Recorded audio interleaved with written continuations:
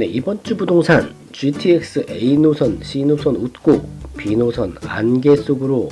이번 주는 수도권 교통 인프라의 최대 이슈인 GTX가 노선별로 희비가 엇갈리는 주였습니다. 지하철보다도 3배에서 4배나 빠른 GTX는 수도권 외부에서 서울 도심까지 걸리는 시간을 4분의 1로 줄여서 접근성을 크게 높일 것으로 기대되는 철도입니다. 이 A노선은 연내 착공 그리고 2025년 준공을 목표로 진행되고 있습니다. 정부와 사업자 신한 컨소시엄은 당초 사업 방식이었던 위험 분담형 민자사업을 수익형 민자사업으로 바꾸면서 조기 착공 가능성을 한껏 높였습니다. 기존의 BTO-RS 방식으로 완공 후 운영 기간에 조금씩 정부 자금을 제공하는 것에 반해서 새로 바뀐 방법 BTO 방식은 건설 중에 정부 자금을 제공하는 것입니다. 특히 초기 자금이 굉장히 중요한 대형 민간 사업자 입장에서는 조기 착공할 수 있는 버프를 받게 된 셈입니다. C노선은 이번에 예비 타당성을 통과했습니다. 내년부터 기본 설계 수립에 착수한다고 밝혔습니다. 설계 그리고 후속 절차까지 차질 없이 추진이 된다면 이르면 2021년에 착공에 들어갈 예정입니다. 예타 결과에 따르면 2026년 기준 하루 평균 35,000명이 본 노선을 이용하고 하루에 72,000대의 승용차 통행량이 감소할 것으로 분석되었습니다. 사업의 경제적인 효과는 5조 7천억 원 수준에 달할 것으로 전망했습니다.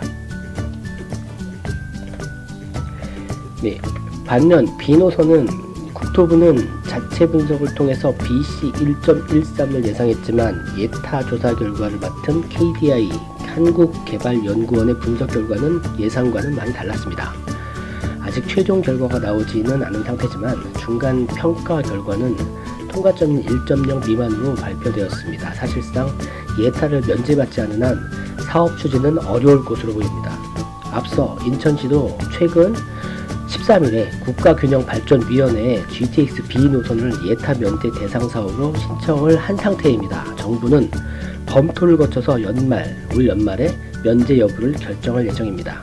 지난 2011년부터 2014년까지 GTX A노선, B노선, C노선은 각각 예비 타당성 조사를 받았습니다. 그 결과 A노선만 BC 1.33으로 통과되었고요. B노선, C노선은 통과되지 못했습니다. 그래서 국토부는 B노선, C노선 사업을 보완한 후에 예타 재조사를 추진했습니다.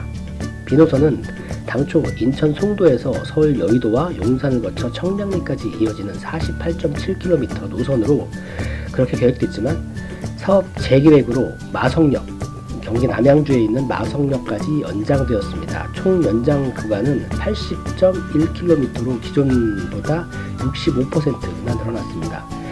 연장 기간 중 경춘선 구간은 기존 노선을 공유해서 사업비도 크게 절감했습니다. 하지만 이번 결과로 B노선은 예타 면제 카드만을 기다리게 된 모양새입니다. 이러한 와중에 가짜 뉴스까지 활기를 치고 있습니다. 인천 연수구청장 이름으로 예타 면제 확정이라는 문자가 돌고 있다는 것입니다. 아주 가슴이 아픈 현실입니다.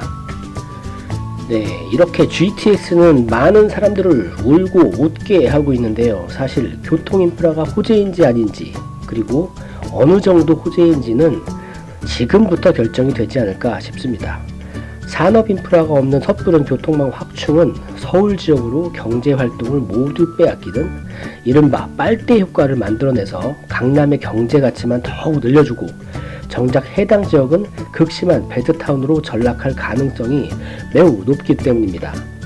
판교 신도시처럼 GTX가 지나가는 지역에 양질의 업무 인프라를 늘리는 등 다족성을 함께 강화해야 해당 지역이 유령 도시로 전락하는 것을 막고 서울 주택 수요 분산 효과도 더 큰 효과를 거둘 수 있다고 생각됩니다. 이상 이번 주 부동산 소식이었습니다.